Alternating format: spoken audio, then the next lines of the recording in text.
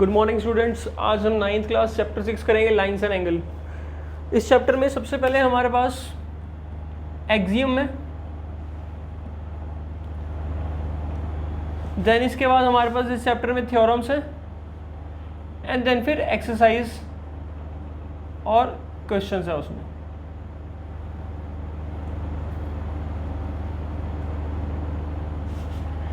तो इसमें 4 एक्सियम है हमारे पास और 8 थ्योरम है और 3 एक्सरसाइज हैं, 6.1, 6.2, 6.3, जिनमें 6 क्वेश्चंस हैं।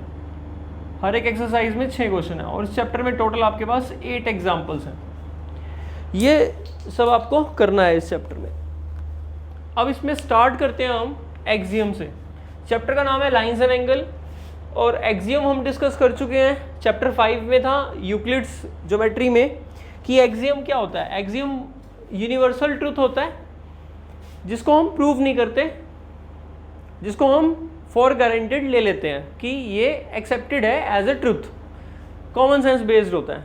तो कुछ एक्सियम्स हैं, 4 एक्सियम हैं, जिन एक्सियम के बेस पर हम थ्योरम यानी प्रेपोजिशंस 8 थ्योरम्स हैं, जिनमें 2 थ्योरम्स आपके पास, 3 थ्योरम्स आपके पास मोस्ट इंपॉर्टेंट है, जिनमें एंगल सम प्रॉपर्टी है। Sum of the angles in a triangle is 180 degree, vertical opposite angles are equal, इसका प्रूफ है, और एक्सटीरियर एंगल प्रॉपर्टी का प्रूफ है, एक्सटीरियर एंगल प्रॉपर्टी का प्रूफ। और फिर एक्सरसाइज हैं जिसमें ज्योमेट्री के क्वेश्चंस होंगे। तो इसके लिए आपको एक 8th क्लास का कंसेप्ट और रिकॉल करना है। ट्रांसवर्सल लाइन क्या होती है और पैरेलल लाइंस के बीच में जब एक ट्रांसवर्सल लाइन हम बनाते हैं तो corresponding angles are equal, alternate interior, alternate exterior angles, फिर को इंटीरियर एंगल्स और उनसे रिलेटेड कंसेप्ट्स। चलिए स्टार्ट करते हैं एक्सियम 1 के साथ। तो इस चैप्टर में एक्सियम 6.1 मोस्ट इंपॉर्टेंट एक्सियम, और इस चैप्टर में through out the chapter use होगा। और इस एक्सियम को आपने पहले भी पढ़ रखा है, अब आप इसे दोबारा पढ़ रहे हो 9th क्लास में। इसका नाम है लीनियर पेयर एक्सियम। आपने छोटी क्लास में पढ़ा होगा linear pair of angles 7th 8th class में, वही है ये लीनियर पेयर एक्सियम। तो what is a linear pair axiom? इसका मतलब होता है, आप इसको नोट कर लेंगे, if a ray stands on a line, if a ray stands on a line, then the sum of adjacent angles formed by the ray with the line are supplementary। दो तरह के एंगल होते हैं, आपको पता होगा, complementary and supplementary. Complementary are those angles जिनका sum 90 degree हो। For example, if one angle is x, then its complementary angle is 90 degree minus x। इनका सम करेंगे तो 90 बनेगा। तो x और 90 minus x are called complementary angles. For example, if 20 degree is given, then its complementary angle will be 70 degree. 30 degree का complementary 60 degree. इसी तरह से सप्लीमेंट्री एंगल्स जिनका सम 180 हो, अगर एक एंगल x है और दूसरा एंगल क्या होगा फिर 180 माइनस x।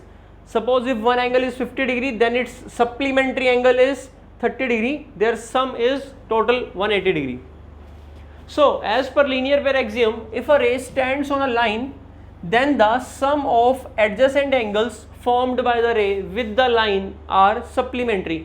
मतलब इसको डायग्रामेटिकली हम ये कहें, डायग्रामेटिकली देखें तो ये लाइन हो गई, से this is line L, and a ray stands on a line, से दिस इज अ रे। रे और लाइन में क्या डिफरेंस होता है? रे दोनों साइड एक्सटेंड होती है इनफाइनेटली, सॉरी रे क्या होती है, एक साइड एक्सटेंड होती है इनफाइनेटली और एक उसका फिक्स पॉइंट होता है।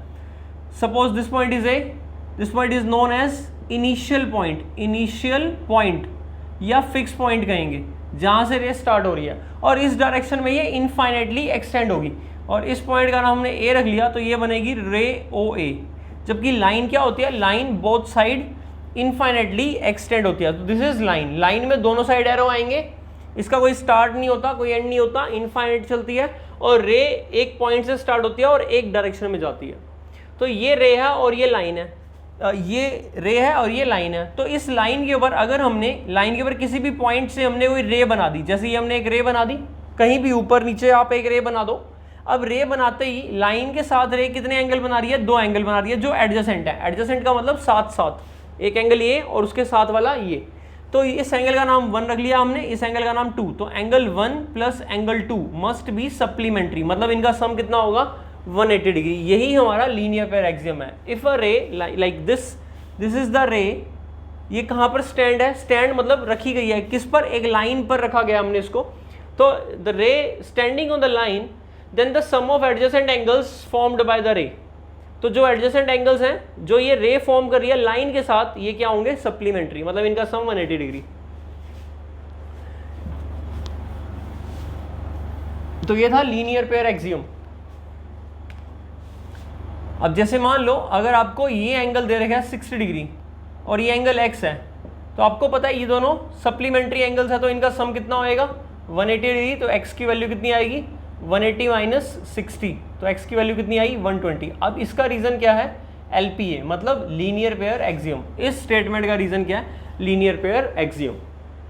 इसी तरह से मान लो एक क्वेश्चन है हमारे पास, ये एंगल 5x है और ये एंगल 4x है।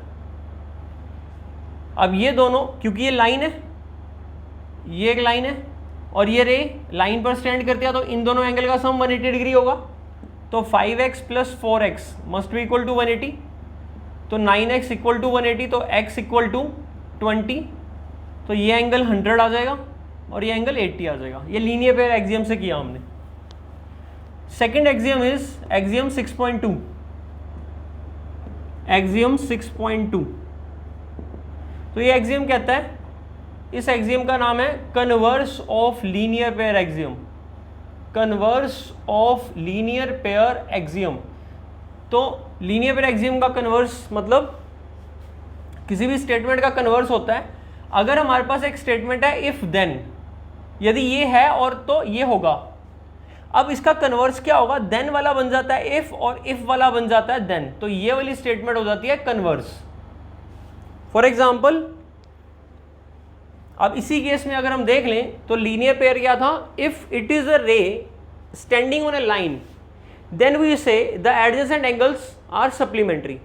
Now if the adjacent angles are supplementary then we say that the ray must stand on the line. तो हम यहां पर यह दिखाएंगे कि रे जो है वो लाइन के ऊपर ही प्रूव होगी, लाइन पर ही आएगी। तो कन्वर्स में क्या होता है, इसकी स्टेटमेंट होती है if the sum of adjacent angles, adjacent मतलब टुगेदर साथ साथ में, if the sum of adjacent angles formed by a common ray with two non-common rays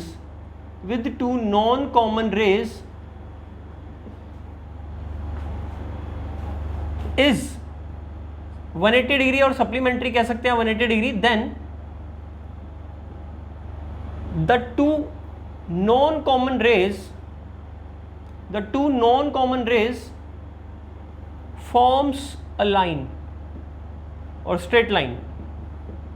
तो ये कन्वर्स है। अब इसका मतलब समझो कैसे, मान लो आपके पास पॉइंट O पर एक रे है जिसका नाम है OA।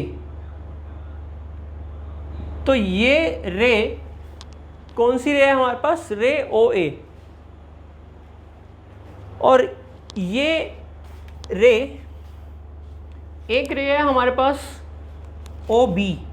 मैंने नहीं कहा ये अभी लाइन है, basically OB this is a रे, इसके साथ ये कुछ एंगल बना रही है, लेट्स टेक x एंगल बना रही है x डिग्री। और एक और रे है हमारे पास किसी और डायरेक्शन में और पॉइंट O ही है उसका OC, इसके साथ ये y एंगल बना रही है। और आपको पता है इफ x प्लस वाई, आपको पता है कि x और y का जो सम है वो कितना है 180 डिग्री है। x और y इन दोनों का सम 180 डिग्री है, ये आपको पता है। इफ पता है, गिवन है आपको सम किसका, एडजेसेंट एंगल्स का। तो एक्स और वाई एडजेसेंट एंगल्स हैं फॉर्म्ड बाय अ कॉमन रे। तो कॉमन रे कौन सी है, ये कॉमन रे है, ये वाली ओ ए, इन दोनों के लिए एक ही रे है common ray, with the two non common rays. Non common rays कौन सी है, ओबी और ओसी। ओबी एंड ओसी को भी मैं ब्लू में बना देता हूं। तो OB and OC are two non common rays, मतलब अलग अलग हैं ये दोनों, नॉन कॉमन रेज, कॉमन नहीं है इनमें कुछ भी। और कॉमन रे कौन सी है, ओ ए। तो अगर कोई कॉमन रे नॉन कॉमन रेज के साथ एडजेसेंट एंगल्स बना रही है और उसका सम 180 डिग्री बना रही है, तो हम कहेंगे जो ये दो नॉन कॉमन रेज हैं इन ये एक लाइन होगी। Then the two non common rays forms a straight line, ये एक लाइन होगी। तो अगर x प्लस वाई 180 डिग्री होगा तो आप कह सकते हो कि COB must be a line. तो COB इज अ लाइन कहने के लिए आपने क्या यूज किया, लीनियर पेयर एक्सियम का कन्वर्स। एक बार फिर से बता देता हूं मैं, मान लो आपके पास ये O पॉइंट है A और B। अब आपके पास दो आपको रे दिख रही है, एक OA रे दिख रही है और एक OB। और इसी तरह से मान लो एक OC रे दिख रही है। तो OA OB OC तीनों रेस कहां से स्टार्ट हो रही है, O पॉइंट से। अब OB रे जो है वो OA और OC दोनों रेस के बीच में है। इसको मैं कॉमन रे ले रहा हूं, तो कॉमन रे OA के साथ मान लो ये एंगल बना रही है 60 डिग्री, या मान लो ये एंगल बना रही है 100 डिग्री, और ये वाली रे इस रे के साथ एंगल बना रही है 60 डिग्री। तो अब OB रे OA और OC दोनों के साथ जो एंगल बना रही है उनका सम कितना बन रहा है, 160।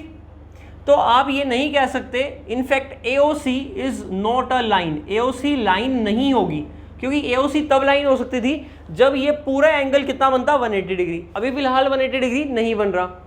तो अगर ऐसे होता कि ये जो OC रे है कुछ ऐसे होती कि ये वाला एंगल कितना बन रहा होता, 80 डिग्री, तो हम कहते कि जो AOC है वो क्या है, एक लाइन है। कैसे, लीनियर पेयर एक्सियम के कन्वर्स है। तो what is linear pair axiom converse? Converse of linear pair axiom states that if a रे makes adjacent angle whose sum is 180 degree with the two non common rays, then the two non common rays forms a straight line. तो ये था converse of linear pair axiom. तो converse of linear pair axiom कब use होगा, जब हमें एक straight line को प्रूव करना हो। किसके बेस पर, किसी कॉमन रेज और दो नॉन कॉमन रेज के बेस पर प्रूव करना हो कि जो नॉन कॉमन रेज है वो एक स्ट्रेट लाइन फॉर्म करती है, तो जो कॉमन रे है उसका एडजेसेंट एंगल्स 180 डिग्री सम दिखाना पड़ेगा, तो फिर वो लाइन प्रूव हो जाएगी। Next axiom is axiom 6.3।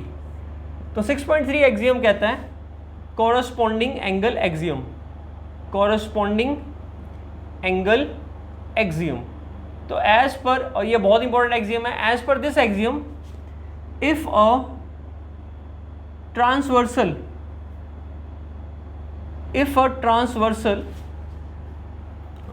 क्या होती है, a transversal is a line which intersect two or more lines at two or more distinct points.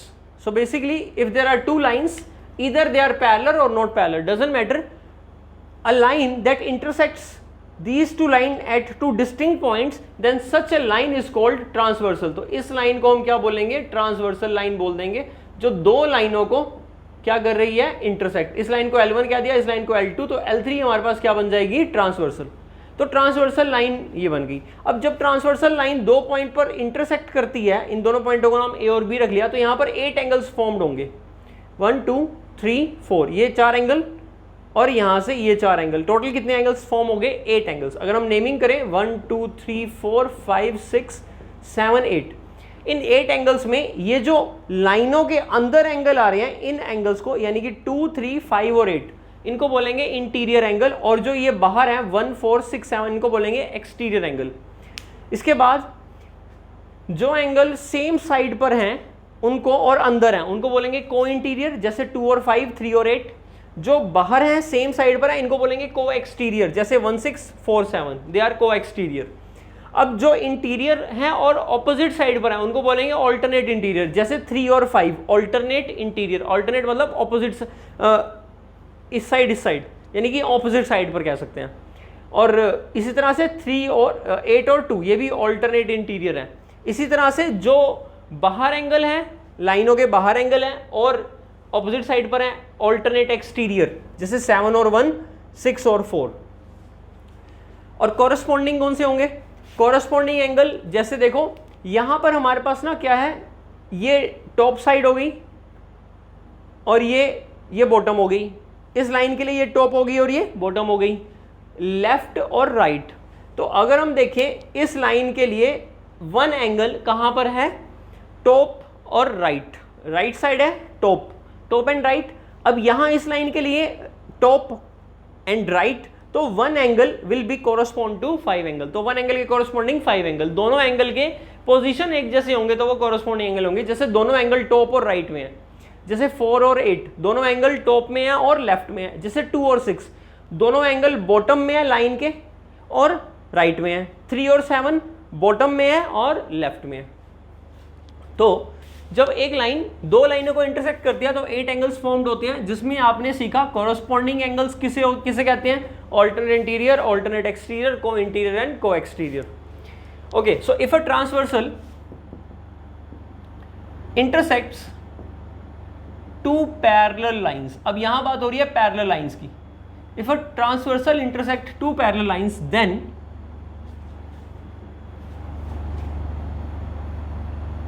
then each pair of corresponding angles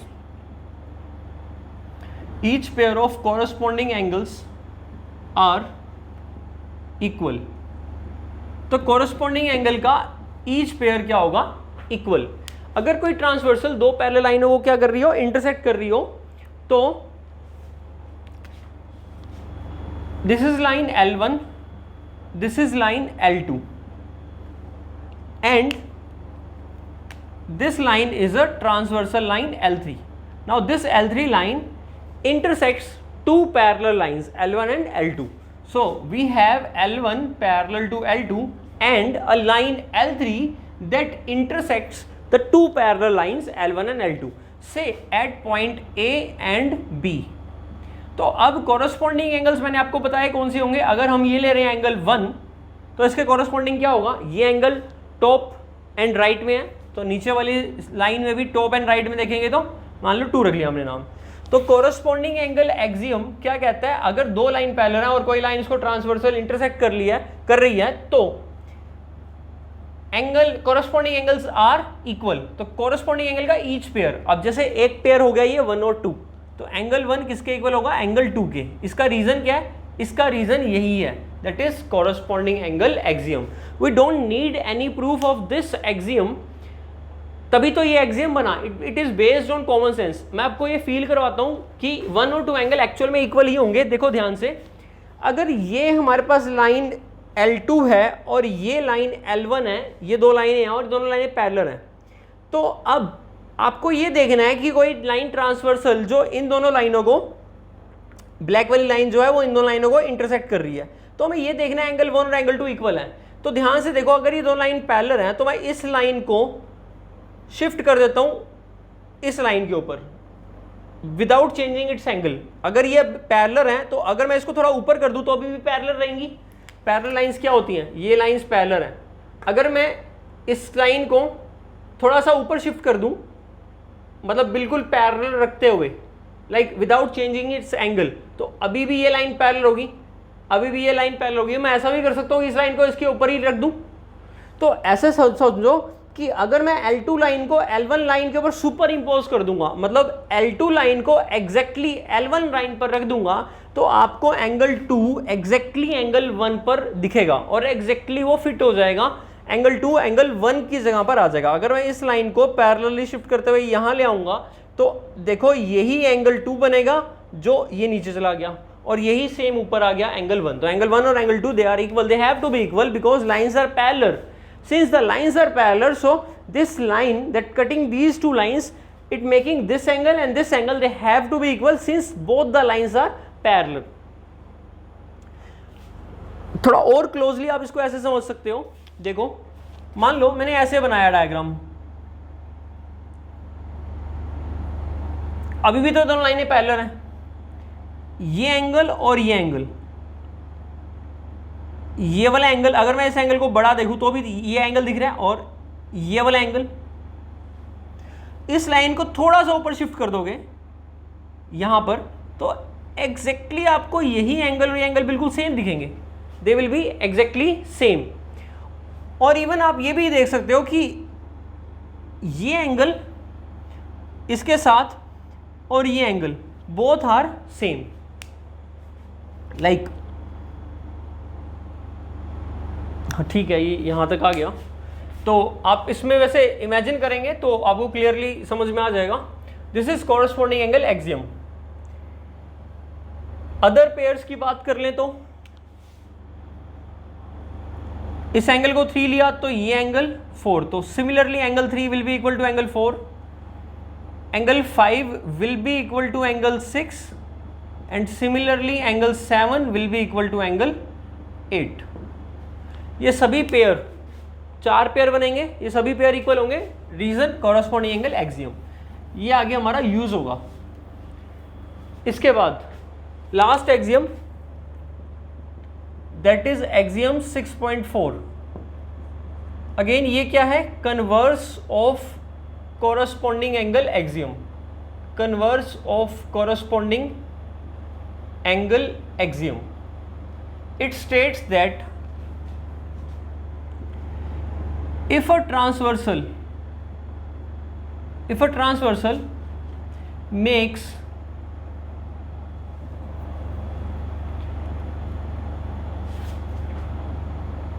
equal corresponding angles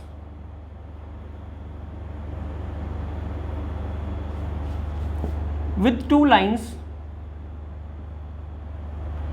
at two distinct points or at 2 points, then the two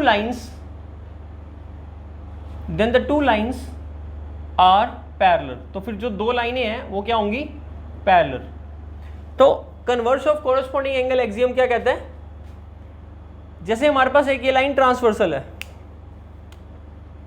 और दो lines हैं, angle 1 और angle 2 corresponding angle है, but ये equal तो तब होंगे ना जब लाइंस पैरेलल हैं। अभी फिलहाल हमें ये नहीं पता कि लाइंस पैरेलल हैं, बट अब हमें ये इंफॉर्मेशन गिवन है, जो ट्रांसवर्सल लाइन है, ये ब्लैक वाली जो ट्रांसवर्सल लाइन है, ये इक्वल कॉरस्पॉन्डिंग एंगल बना रही है दो लाइंस के साथ, L1 लाइन और L2 लाइंस के साथ। जो ये एंगल 1 और एंगल 2 बना रही है, definitely they are corresponding angles. ये दोनों एंगल इक्वल गिवन है हमें। इफ मतलब इस बार ऑपोजिट हो गया, पहले 1 और 2 इक्वल दिखाए थे, लाइंस पैरेलल थी, इस बार एग्जैक्टली ऑपोजिट है। इस बार 1 और 2 हमें पता है इक्वल है, कि जो कॉरस्पॉन्डिंग एंगल है वो ट्रांसवर्सल लाइन क्या बना रही है, उन एंगल को वो इक्वल बना रही है। देन तो इसके बेस पर हम कहेंगे कि जो लाइन L1 है वो पैरेलल किसके हो जाएगी? L2 के। ये एग्जैक्टली क्या स्टेटमेंट होगी? कन्वर्स स्टेटमेंट होगी। तो इसको बोलते हैं converse of corresponding angle axiom, and this is also true.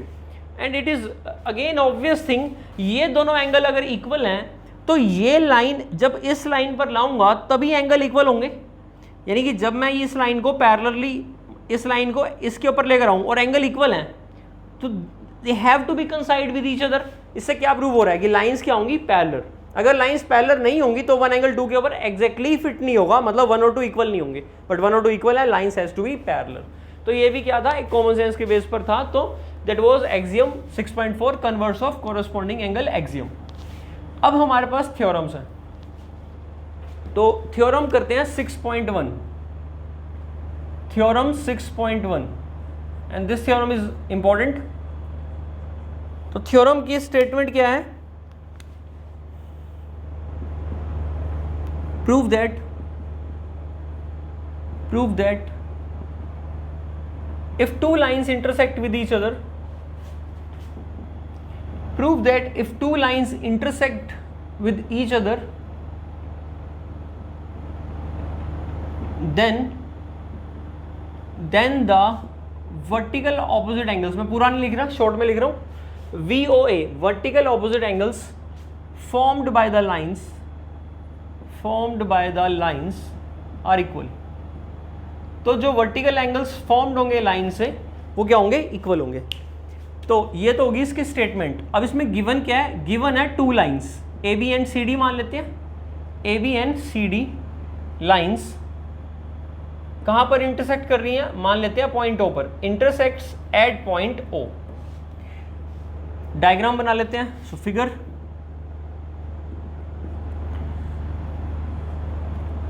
this line is AB,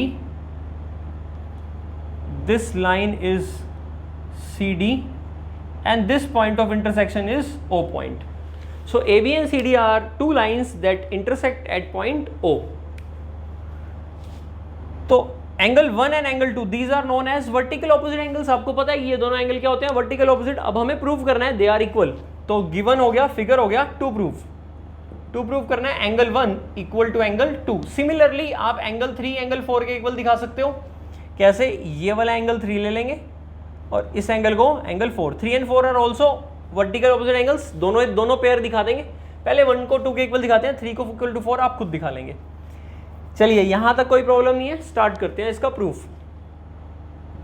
तो बहुत इजी सा प्रूफ है. देखो प्रूफ, सबसे पहले हम एंगल 1 और एंगल 2 को इक्वल दिखाते हैं. तो 1 और 2 को इक्वल दिखाने के लिए 3 एंगल की हेल्प ले लेते हैं.